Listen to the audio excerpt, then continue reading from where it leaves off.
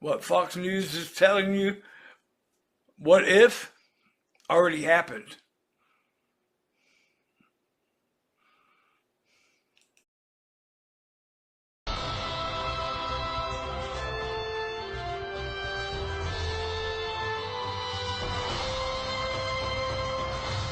Does the government work for us or do we work for the government? Tonight, what if the Constitution no longer applied?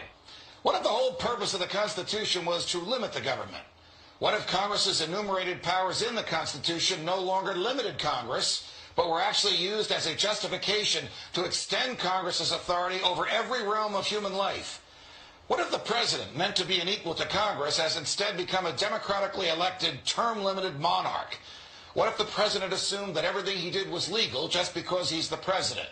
What if he could interrupt your regularly scheduled radio and TV programming for a special message from him? What if he could declare war on his own?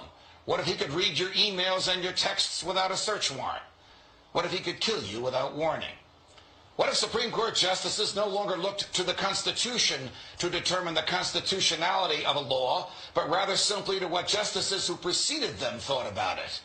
What if the rights and principles guaranteed in the Constitution have been so distorted in the past 200 years as to be unrecognizable by the founders? What if the 50 states were no longer sovereign entities, equals to each other, and parents of the federal government they voluntarily constituted? What if the states were mere provinces of a totally nationalized and fully centralized government?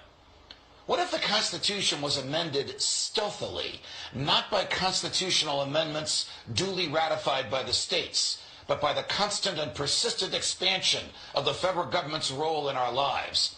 What if the federal government decided if its own powers were proper and constitutional? What if the Constitution were no longer the supreme law of the land? What if you needed a license from the government to speak, to assemble, or to protest against the government? What if the government didn't like what you planned to say, and so it didn't give you the license? What if the right to keep and bear arms only applied to the government?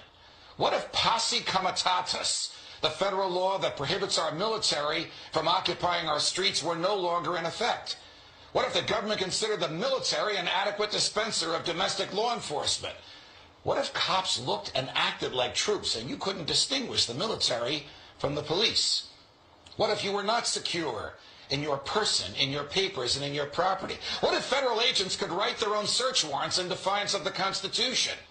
What if the government could decide when you were and were not entitled to a jury trial?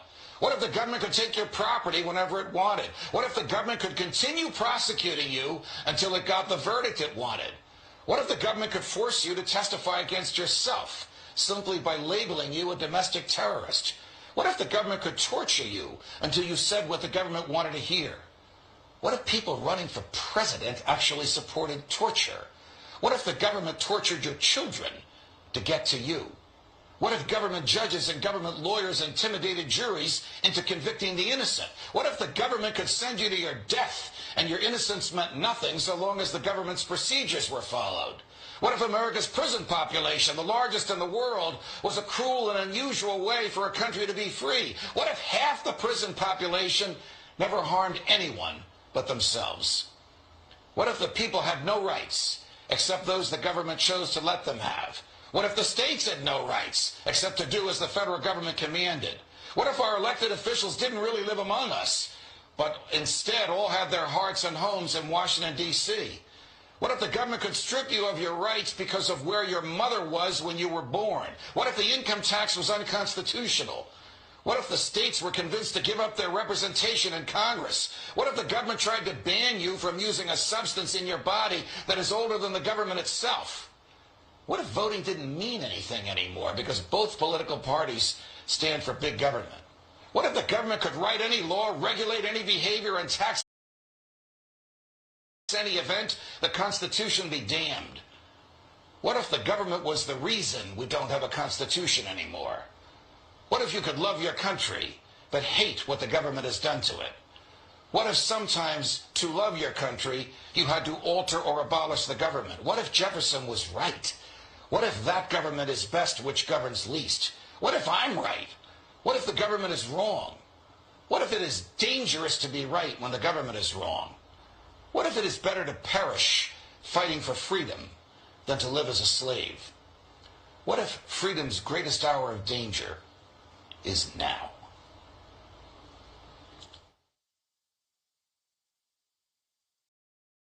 I want to show you something, and because I know what you're thinking. I know what you're probably thinking right now. You're thinking, oh, sure, Rick Sanchez, of course. What you're probably talking about is one of those obscure state laws, like the one they have in Alaska that says if you accidentally kill a moose, you have to eat it. That's actually a law in Alaska, by the way. There's one in Georgia that says it's illegal to sleep on a boat for more than 30 days. True. No, we're not talking about an obscure law. What we're talking about is an Israeli loyalty oath law that is becoming so common in the United States, it's now pervasive. Take a look at the map. You see the red states? See all of those red states? 26 states have enacted this loyalty oath legislation. And let me show you the other one, the navy blue ones. The blue ones you see there? That's where this law is now pending. So 26 acted on, passed, 13 pending, only 11 states, the light blue ones you see there, the baby blue or the light blue, those are the ones where you can boycott Israel and, criticize Israel if you want. Again, look, it bears repeating. There is no such law keeping you from denouncing or boycotting the United States of America, or even advocating causes that harm the U.S. economically. But there are laws from doing that against Israel. Curious. The first thing you have to remember is we didn't create this homeless problem. We didn't create this. We didn't create the housing problems. We haven't created any of the financial problems. None of that is the Americans' fault. Period.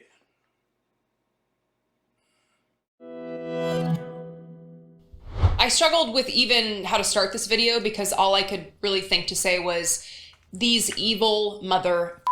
My name is Brittany Page. This is the Page Perspective. Donald Trump signed an executive order yesterday, and through this one simple action, he's going to kill people, devastate communities, and make our homelessness crisis much, much worse. I read this executive order in disbelief. Not that this administration would do this. Of course, we expect this administration to be callous against evidence-based solutions and eager to criminalize people living in poverty and lock them away. But I continue to be amazed at how far we have fallen and how fast.